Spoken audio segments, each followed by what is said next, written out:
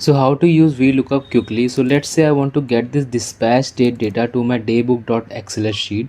So to start with the formula, we will use equal to VLOOKUP and then the lookup value. My lookup value is voucher number because it is common in both of the sheet. Now it is asking for the range.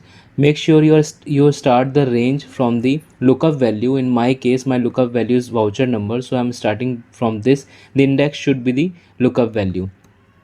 Now as I can go as far as I can go, and now it is asking for the column index value. So the column index value, the data you want to get on this sheet, so comma, and the column index, my column number is 4, and then false to get the exact value, bracket close, and then hit enter. Now you can see it is showing the data. Now drag it down to get all the data. Thanks for watching.